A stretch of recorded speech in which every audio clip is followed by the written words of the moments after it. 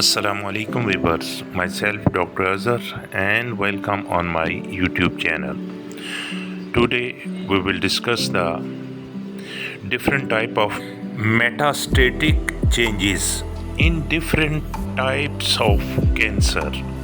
In this video, let's start. Cancer typically starts with a single tumor in a specific part of the body. If left untreated, it can spread to nearby organs or even distant areas like the brain. But how does cancer travel to new areas? And why do some organs get affected more often than others? This process of cancer spreading is known as metastasis. It begins when cancer cells from the initial tumor invade surrounding healthy tissue. As these cells multiply, they spread through one of three main pathways: transcolomic, lymphatic, or hematogenous spread. In transcolomic spread, cancer cells break through the lining of body cavities, known as the peritoneum. The peritoneum is a protective layer of tissue that lines the abdominal cavity and surrounds organs like the liver, stomach, and intestines.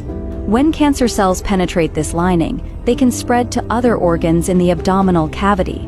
For example, ovarian cancer cells can spread through the peritoneum to the liver, causing metastasis on the liver surface.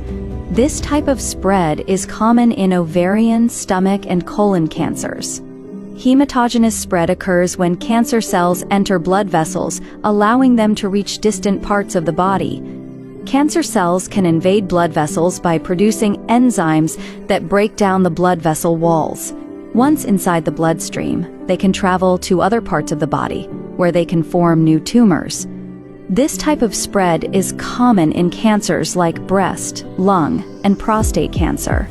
Lymphatic spread happens when cancer invades lymph nodes and travels through the lymphatic system, which drains many parts of the body and provides a network for cancer to spread.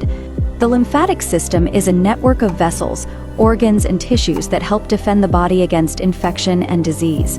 When cancer cells invade lymph nodes, they can multiply and form new tumors, which can then spread to other parts of the body through the lymphatic system. This type of spread is common in cancers like breast, colon, and melanoma. When cancer cells reach a new site, they multiply and form small tumors called micrometastases. These small tumors can grow into full-fledged tumors, completing the metastatic process. Different cancers tend to metastasize to specific organs.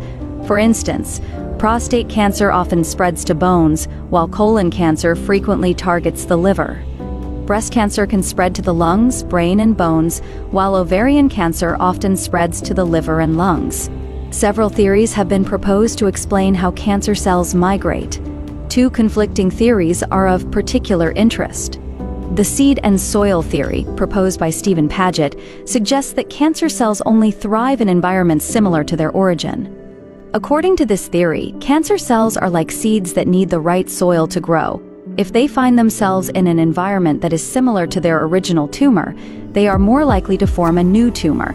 James Ewing, a pioneer at Cornell University, proposed that the site of metastasis is determined by the channels that drain the primary tumor. According to this theory, cancer cells are more likely to metastasize to organs that are connected to the primary tumor by blood vessels or lymphatic vessels. For example, if a tumor in the breast is connected to the lymph nodes in the armpit, cancer cells are more likely to metastasize to those lymph nodes. Today, we know that both theories contain valuable insights, but the full story of metastasis is more complex.